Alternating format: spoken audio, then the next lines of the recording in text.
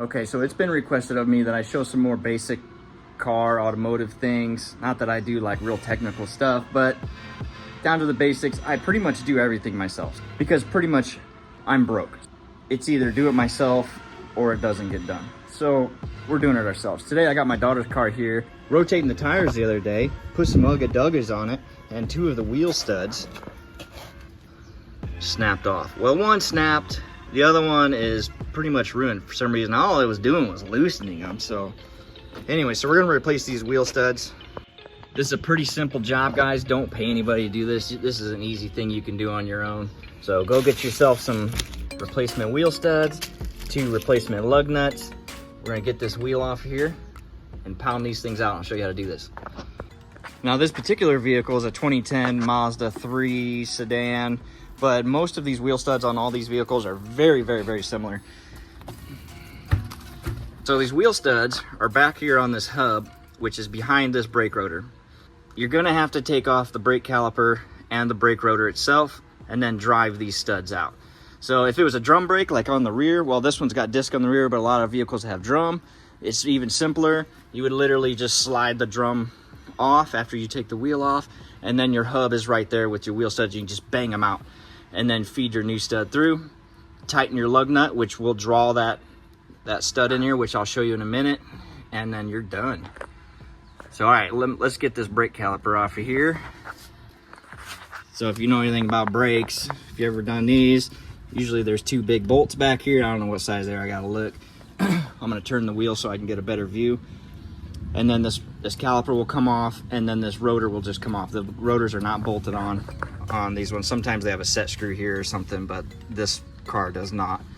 So we'll pull this caliper off, and then we'll pull the rotor off, drive these things out. Let's do it. All right, so these are the bolts you're gonna take off. There's one up top, there's one down low. This is a 17 millimeter on this particular vehicle. Once you pull those off, this whole caliper will come off. All right, brake caliper. The brake caliper is now off. You shouldn't let them hang, guys, because it can damage your brake line, especially if you live somewhere where it's real cruddy, like in the snow belt somewhere. So after that, brake caliper's up out of the way, tie it off. Whoa, that thing is smoking hot because I just drove it to the store. Okay, I'm gonna grab some gloves, take that off. She's a little toasty. Okay, so now you can see this hub here that we can drive these things out of. These things are just kind of like pressed in here by their own like self here. So we're gonna get a hammer, drive this one out. That's our bad one, obviously that's broken. And then this one right here is messed up too. I don't know if you can see the threads are a little boogered. Let's get yourself a good hammer. I got a little 3-pound sledge I'm gonna whack these things out with. They should come out pretty easy. Like I said, unless you live somewhere where it's real rusty, then you know, it ain't gonna stay in there if it's liquid, so get yourself a torch. Okay, I already drove one out. I thought I was recording, but here's our other one. So we got our hammer, here's our stud. Don't be afraid to just whack this thing. Boom. They just drive right out, guys. Easy, easy money. All right, 2 broken studs. You grab your new one.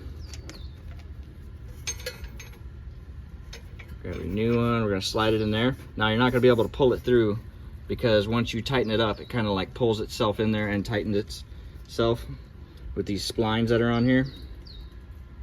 When you put your lug nut on there and tighten it down, it will actually pull it through. So that's it, guys. So then reverse the process to throw your caliper back on, your rotor back on first, your caliper, and then your wheel. Okay, so what I did to pull these lug nuts through so they're good and tight now and set in, I put my new lug nut on here, and I actually just hit it with the impact carefully. I didn't go crazy with it, just enough to snug it up. And so that way when I put my wheel on, it's not pushing this stud back through here and you're fighting with it. So I just went ahead and snugged them up right now. But at the end, when I put my wheel on and all my lug nuts on, I'm gonna hit it with the torque wrench, put them all about 75 foot-pounds. That way they're all good and even, and then that'll finish pulling these things all the way through, and then I'll be able to know with my hand whether or not they're snug.